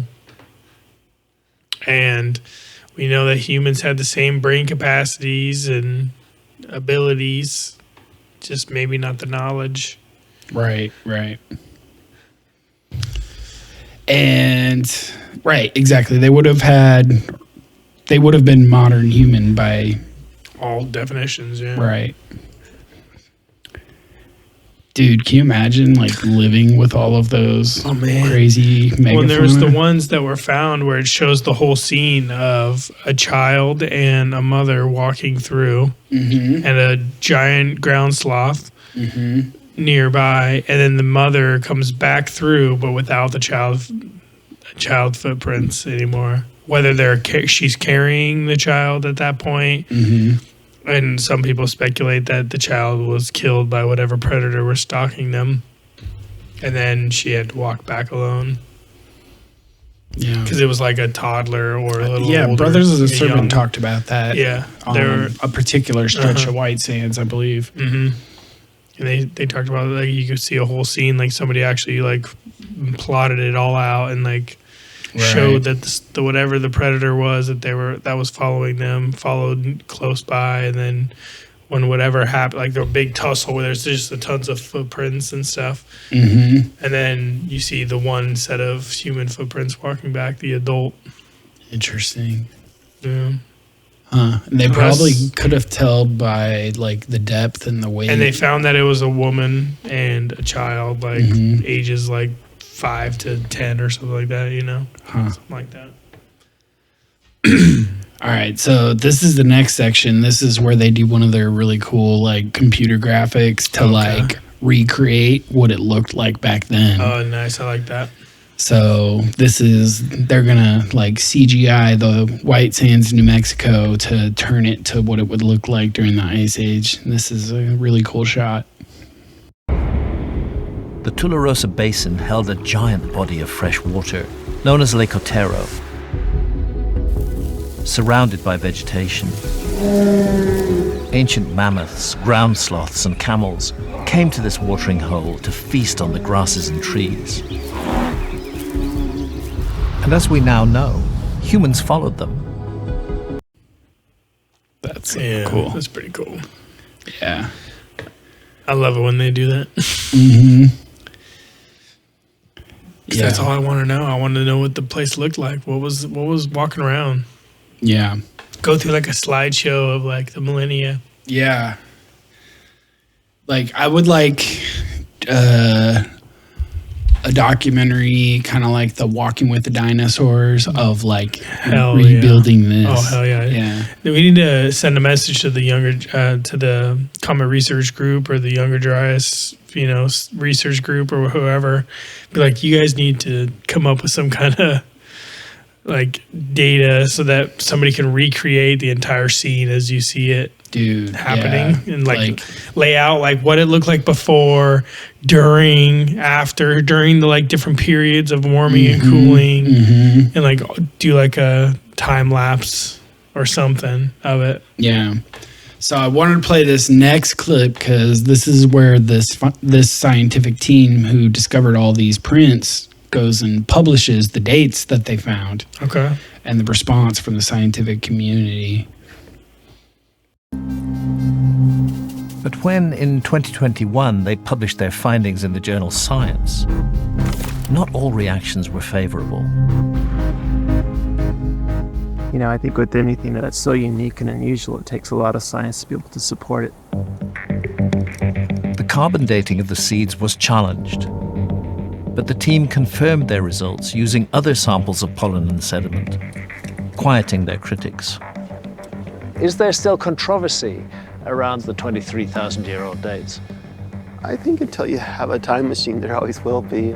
But beyond all these dates also, if you look, you still see a mammoth footprint, a meter and a half above human footprints, and there's more mammoth prints below. So yeah. megafauna and people have been on this horizon for thousands of years together. That's good. Great point. Yeah. Great point. Yeah. I mean, whether you date them at the exact same dates or not, you know they're in the same range. You know megafauna have existed before and after when you're finding these and we have footprints. pretty solid dating for when they stopped appearing in North America. So. And we know humans go back hundreds of thousands of years now. Right. At least 100,000 years we're pushing it back. Right. I think we're at like 250, 200. Yeah, something like that. As far as the peopling of the Americas, That's a it whole had other- been previously thought that there were no people before 13,000 years ago when the ice-free corridor appeared. Opened up, yeah. But if they are finding people as far back as 23,000 years, that means that there were people there. Right.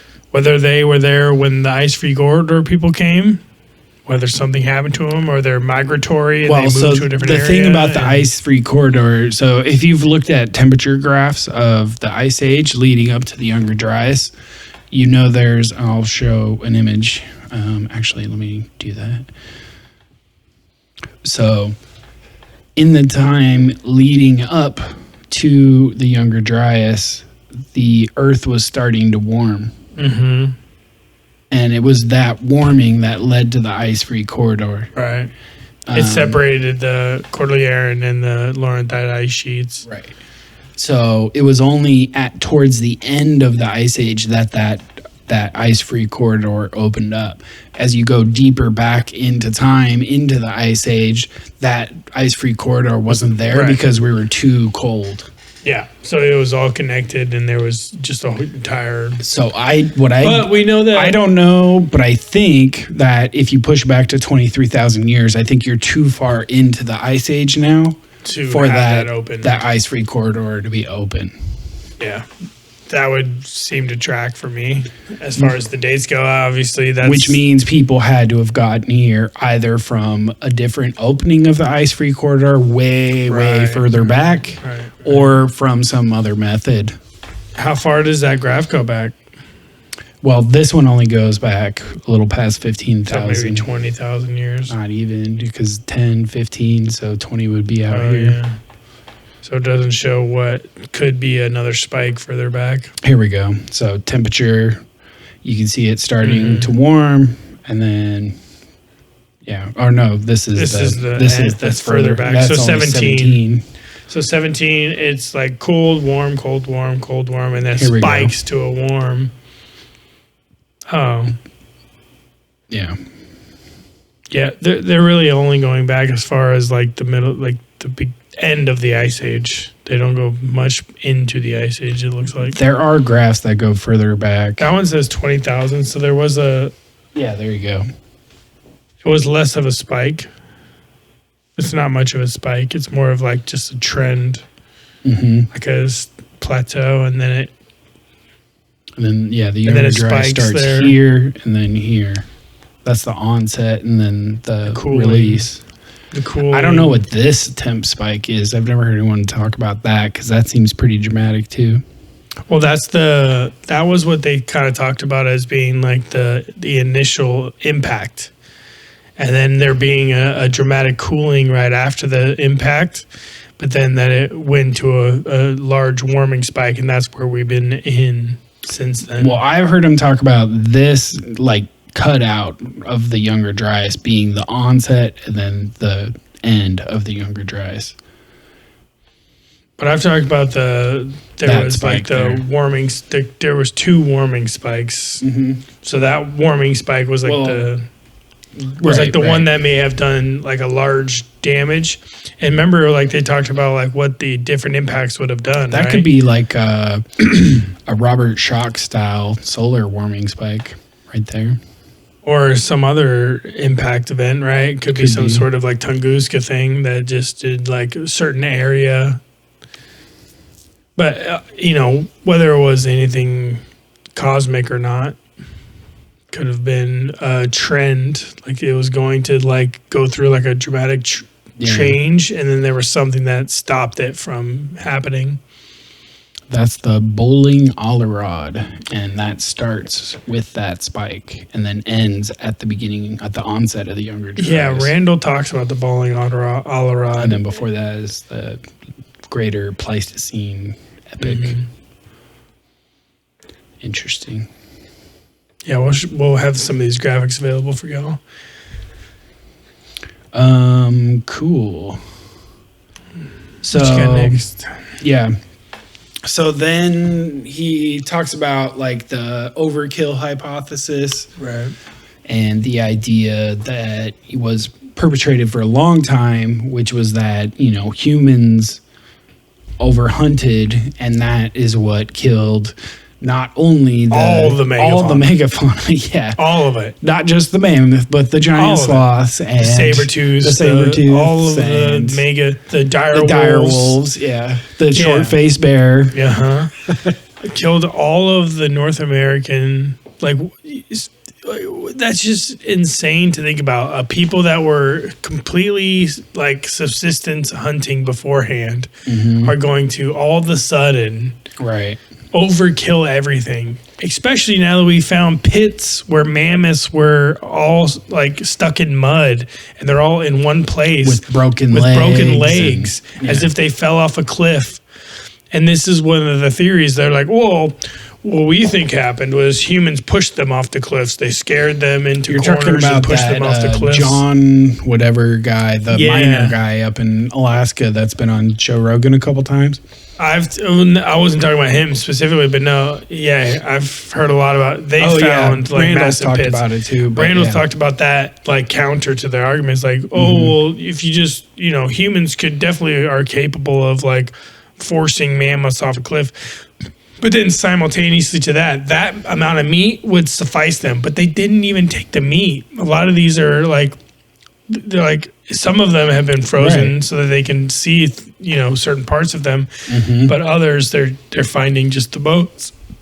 But they're all found with broken legs and, looking like they weren't taken by humans. Well, some of them are flash frozen with food still in their mouths and fresh food in their bellies.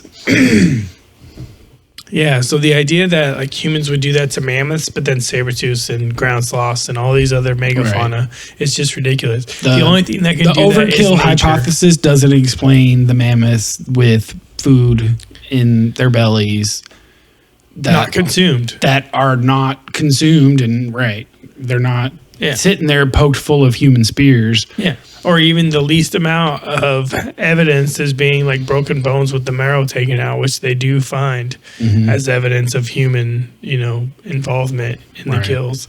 And that's one of the reasons they push the dates back on humans, is they find those types of things. They find But essentially what Graham talks about is this white sand site is essentially proving tens of thousands of at least 10,000 years of cohabitation of humans and the megafauna species. Ends right then, yeah. Boom.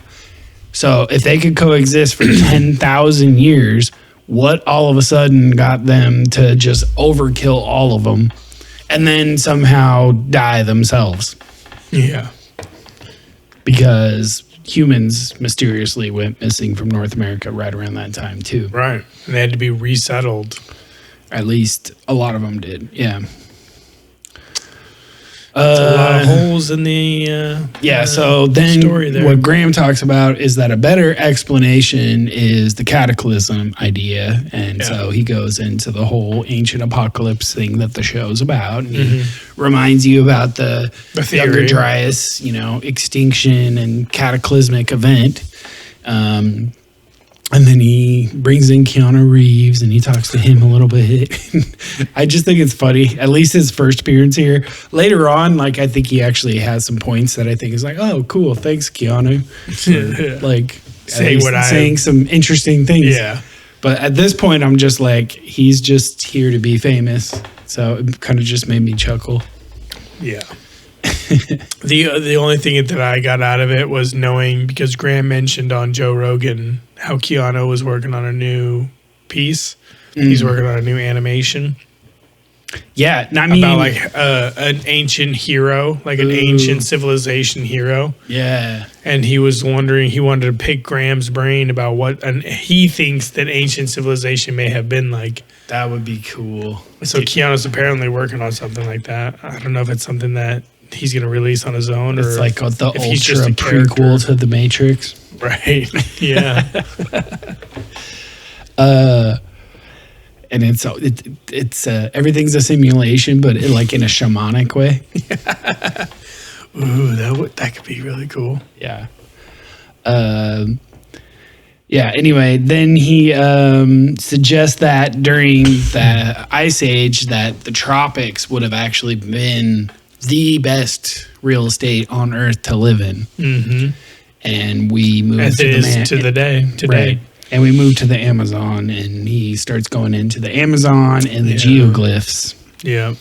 So I'm going to let him show his little intro here for setting the stage for like the standard beliefs on the Amazon.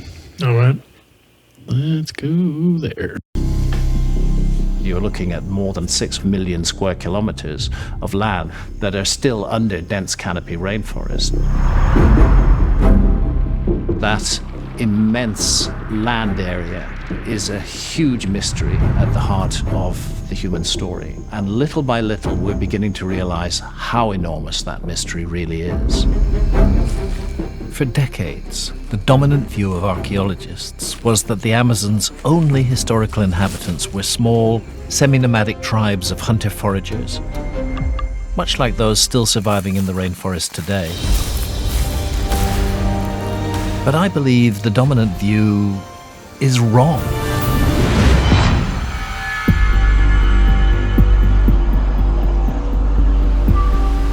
I'm headed to the far west of Brazil and the state of Acre.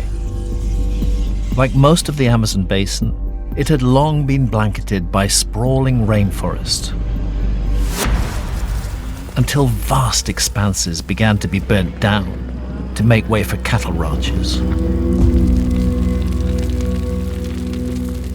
Coming to the Amazon rainforest is both an exhilarating and depressing experience. The amount of land that's been cleared of trees is an unfolding modern-day disaster with no easy solution. But as new swathes of land have been cleared, it's led to something that no one expected.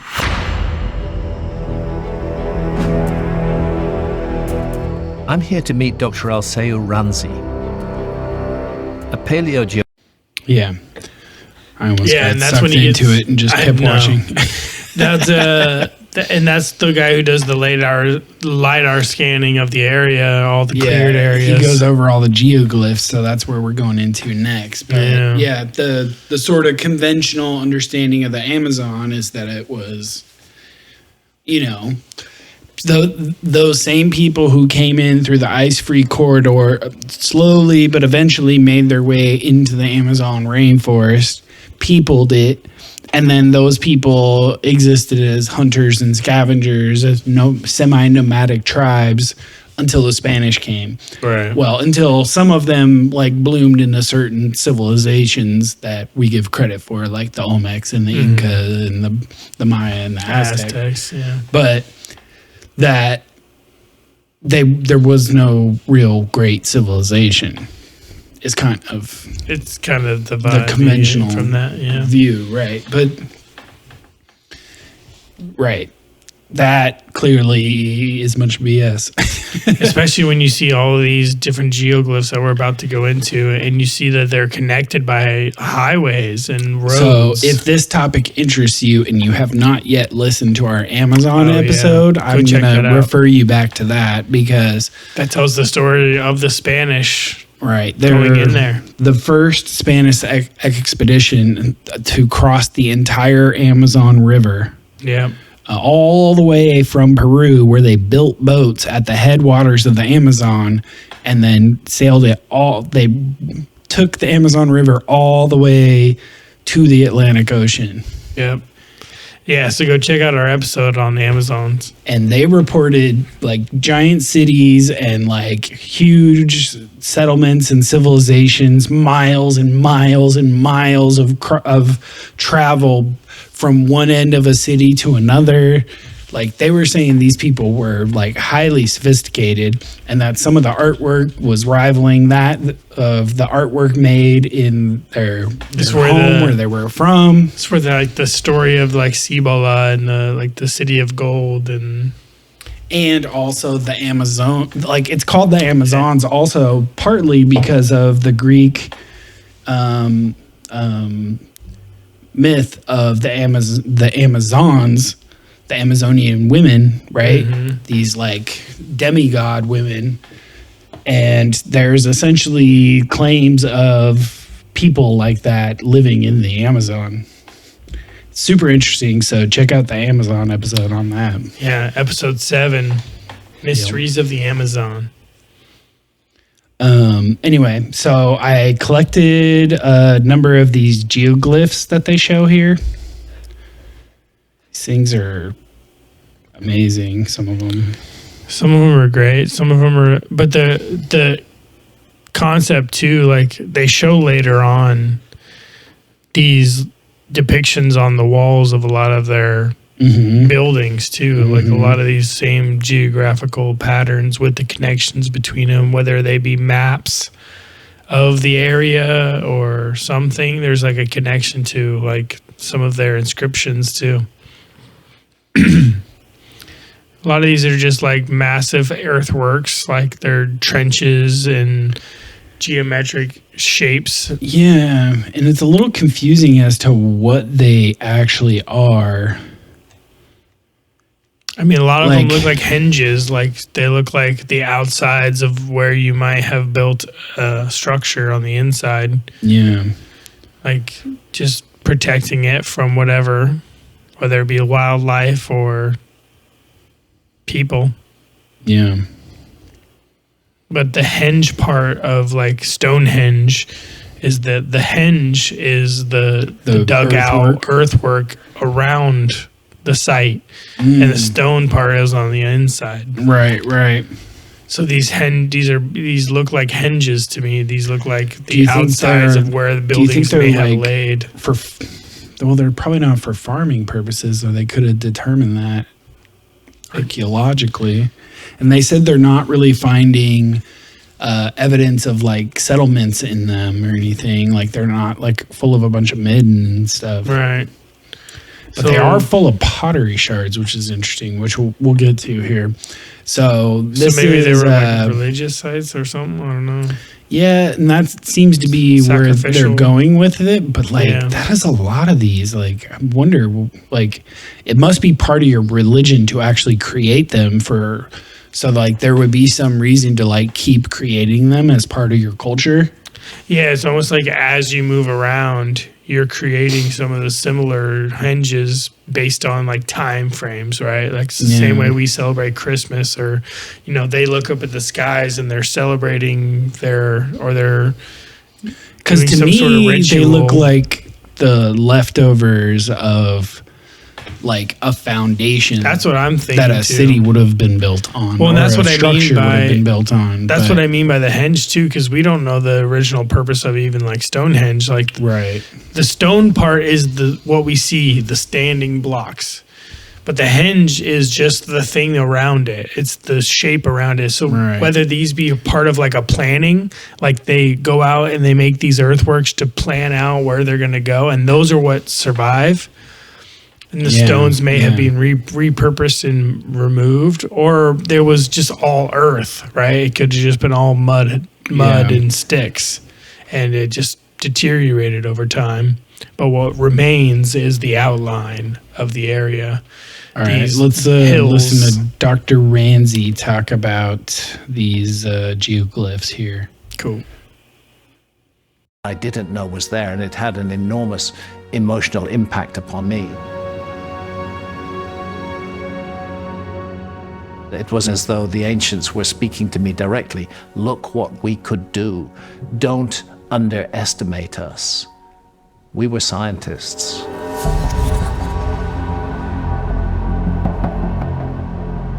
When you first told archaeologists about this phenomenon, what did they say? The first one was a famous archaeologist. Yes. I showed her the picture. Yeah. And she looked and say, where is it? It is the Amazon. It's impossible. It's impossible. Look at the picture. Help me, please. I don't know what it is. Yes. The evidence is undeniable and spread across an area the size of West Virginia. At first, it was thought these mounds might be defensive ramparts. But there's no evidence of warfare here, and the ditches lie inside the mounds, so they're not moats. And there's no evidence that they were used as settlements.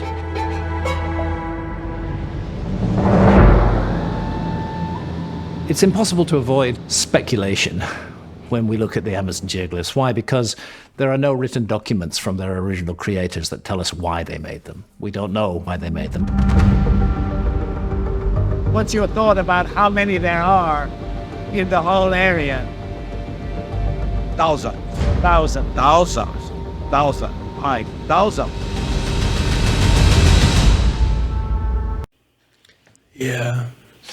It makes me think maybe they're crop circles. Maybe they're geocircles, right? Earth circles. They're Earth circles instead of using crops. They were digging into the earth before because nobody had crops. The problem with that is where they're going to go later is because they do excavate some of these and they find a bunch of potsherds. Yeah, which is interesting. Yeah. In the mounds themselves, in the works themselves. Yeah. So we'll move on to this next little bit here where they work with this dude named Dr. Marty Parsonen. He's an archaeologist and an anthropologist. 28, 24. Yeah, let's check this out. Back on the ground, we're meeting Professor Marty Parsonen, an archaeologist and anthropologist from the University of Helsinki, who's been searching for answers alongside Dr. Ramsey for 2 decades. Clearly, we're looking at an enormous phenomenon here, not something small, and a phenomenon that shows... Dude, look at all those dots on that map. I know. That was one of the screenshots I wanted to take too, because there's just so many sites that they're looking at. That is so many sites. Over the size of West Virginia, he said. Knowledge of geometry and also a high level of organization must have been involved. I think so, because many of these are so complicated Very complicated. It is necessary to have pre-plan Yes. how to do it and how to organize it.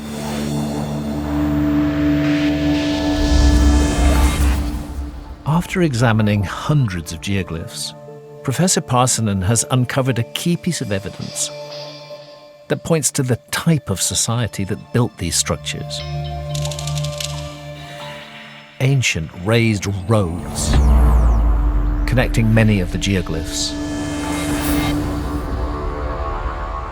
This area is full of roads. Hunters and gatherers do not build roads. Right. They don't have any need for that. Yes. It needs already society with a much more higher level of thinking and also relationships between each other, so that it is really complex society. Yeah, so if they got roads, that's what makes me lean towards these actually are like the remains of like settlements. Either that, or it's like the only thing other than that I can think of is like some sort of like a tourist attraction, right? So like if you're thinking of a higher society and they like, let's just go full skeptical mode here and like think of like if they were like similar to what we are capable of, but in a different way. Like say they took the Tesla model of like, you know, free unlimited energy in the atmosphere or whatever, right? How much evidence would we really find? We have less need for all of these like permanent structures, and if they chose a way of living that was more in harmony with the earth, then pottery shards might be the only thing you find. Right. But they were still capable of creating these amazing things, and maybe this was like some sort of star map or way of navigating, or like I said earlier, or like maybe they some sort grew of their fields in certain shapes to please the gods or something. Yeah, some That's sort of interesting. symbology. Because I can see roads to connect fields to cities. Like that would be super useful, actually. But yeah, that's interesting. And we don't know how far back these go, really, do we? I think he's going to get to some of that here. Okay. Let's keep going. And if I'm right, this was not expected before No, in the Amazon. it was totally surprise for us.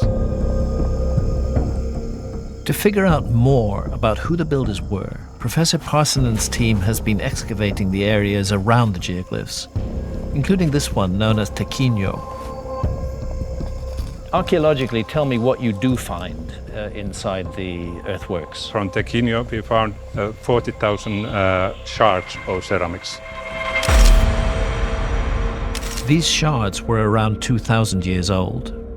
The earthwork itself was dated to around 2,500 years ago, but the pottery was unexpectedly sophisticated. Most of it is of high quality and polychromy ceramics. So the polychrome is rather advanced form of ceramics. Normally polychromy ceramic is considered to be part of civilization. The multicolored ceramics raise an unexpected parallel with another far-off culture known for their deep knowledge of geometry. The ancient Greeks. Generally, historians and archaeologists say that the Greeks were amongst the first to create geometry, but clearly we have to reconsider that view. I think that you are right, because this geoglyph culture is exactly the same time when the Greek culture had archaeological period, what has been called geometric Greek period. The fact that two cultures so far apart were making... Dude, this is really That looks good. like it says 2012. Am I right? Look at that. Where? On the left picture, Oh. 2012. Whoa. Dude. Got a screenshot of that. That's why I don't lose it for you. You're right. geometric art and producing sophisticated... Dude, Greek, Amazon. I mean, shit. pottery The around the angles. same time seems more than a coincidence. It's fascinating that we're seeing these parallel development of ideas between cultures that are completely unconnected. Exactly. Yeah. Yeah. I mean, that's the point right there, right? That's the you point. see so much similarities in all these technologies so far apart, yet the story being told is that nobody was seafaring, nobody was communicating, nobody had any connections to any other parts of the world. Right, but you have basically very similar achievements at the exact time that the Greeks were coming up in Europe, and we see them as like essentially one of the dawning civilizations of Western civilization. Yeah, and if we and here we have something that goes across the entire Amazon basin. We see aspects of similar levels of pottery, similar levels of geometry, like what is clearly a giant civilization of civilized people. Mm-hmm. And we don't have any of that history to draw back on because of the Spanish and all of the conquests. Right. And all of the burning of all of the information. Well, Yeah, at it's least sad. It's heartbreaking. As tragic as it is that like they just disappeared overnight after Francisco de Orellana's Mhm. voyage, because the next people who came through there Were about 50 years years. later Yeah. didn't find any of what Francisco de Orellana said he found. They didn't find any of the vast cities that he said he saw. So it only took about 50 years for those people to just be torn through with all of the diseases that Francisco de Orellana and his crew probably brought with him. And how many countless people stayed, right? You know how big his group was and how many people were lost and this and that. Imagine like just I'm thinking of like a story of like the man who survived, right? Who stayed with the people and was lived there. And then all of the time that it would have taken or that it didn't probably take. The point I want to make is that, so we know with the Maya and the Aztecs that the Spanish just destroyed them, or the Inca and the Maya, that the Spanish just destroyed them and destroyed all evidence of their culture. So where we only have like 5 or 6 Maya codices left. But in the case of the deep Amazon, it was just kind of a myth that the civilization existed there because only Orellana and his crew and maybe a couple select others ever saw them. So in theory, all of that evidence is in there in that rainforest somewhere. True. So just needs to be discovered now. Depending on whether it was stored in a form that could still be excavated. Right. Like if everything was built on paper and wood, it's probably gone. But depending on if those cultures preserved everything in stone or on other forms or underground in areas that are safe from the encroachment of the rainforest, you know, if there's a bunch of pyramids in there with underground chambers that didn't get overgrown, maybe we can find a bunch of stuff. So I mean, we have seen those sewer systems. This is why, like, all the LiDAR scans and all this evidence of this vast civilization in the Amazon is so exciting because it literally could be the thing that unlocks how deep, like, our history goes. True. I love this stuff, man. I love it. So let me play one more little bit and then we can finish out because we're already at time. Mm-hmm. I just want to play this little bit that suggests how old this stuff actually is. Okay. It's obvious even from looking at the design that there must be a background to this. This isn't something that just appears out of nowhere suddenly one night. So how far back can you trace the prehistory of this area? And is there any evidence that these places were special before the geoglyphs were put there? Yeah, that's a very good question because we excavated up to 1 meter and after that the ceramic disappeared. But then I noticed that the struggle continued and we went down and down and down and then we started to take radiocarbon samples and finally we found that many of these sites have been established already 10,000 years ago. My goodness. Wow. From the deep past. From the deep past, exactly. Fascinating. There we go. So many of these sites, even though the actual earthworks only go back 2,500 years to the time of the ancient Greeks, which is still long time ago. A long time. If at some of the sites where he kept excavating, he would find like a blank period until he got to about 10,000 years ago, and then he would start finding evidence again. It was some sort of remnant society. Or as if like the site was such a site where like thousands of years could go by and maybe you left something there that the next people who come along and find the area are like, huh. That's interesting. Let's think about that. Maybe we should build here. Yeah. Right. Clearly someone lived here before, so maybe we should type thing. I don't know. It's all food for thought. If you were just wandering around a rainforest looking for a place to live and you came across something that looked like somebody had been there before, something that looked like someone had lived there before, would you think people have lived here before, we should live here? Or would you think people People died have here. lived here before, but they don't live here now, so maybe there's something wrong with it. I guess it would depend to me, honestly, like if that happened, right? If I'm like actively looking for somewhere new to live and it looked like somebody had lived here not that long ago and is no longer there, but it looked like they established themselves, but not that long ago, and they were there. You'd be like, probably not the best place. They didn't last that long here.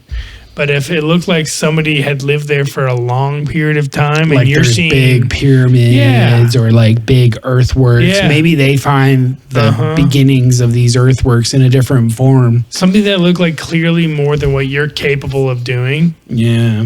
You would be like, yeah, this is probably a good spot. Right. You know, this might be a good spot to just, you know, they got some of the infrastructure. They got some ditches here. We can like set up some tents or build some things here. And yeah, let's settle here. It's a good spot. That's my thinking, at least. Anyway, this is all so awesome, and we're gonna cover a lot more of this. Second season. That's just episode 1 so far that we've talked about. So anyway, thank you for listening. We are at time, so yeah. Thank you for listening. If you guys got any insight into some of this information we're talking about, whether it be this episode or a previous episode, send us an email directly. We're at host@dualitycheck.net. If you guys want to get all of the different information from all the episodes, you can go check out our website at dualitycheck.net. We've got all of the links and all of the images that we're going to be using in this episode. If you are listening on any of the podcast platforms and you're finding yourself wanting to see some of the videos that we play, go check us out on Facebook or Rumble or YouTube, and you'll get all of the videos in with the audio, so you can watch it and listen to it at the same time. Feel free to follow us on Facebook or Instagram or that's where X. we'll release our episodes as far as like the time. So check us out on any of the podcast platforms. You can leave reviews on Apple Podcasts and on Spotify. You can leave episode reviews. Oh, there we go. And comments on episodes. So please do that. We would love to chat with you guys. And we've been having a lot of good discussions in our YouTube comments. So hop in there and get involved. Let's keep those going. See y'all later. Adios.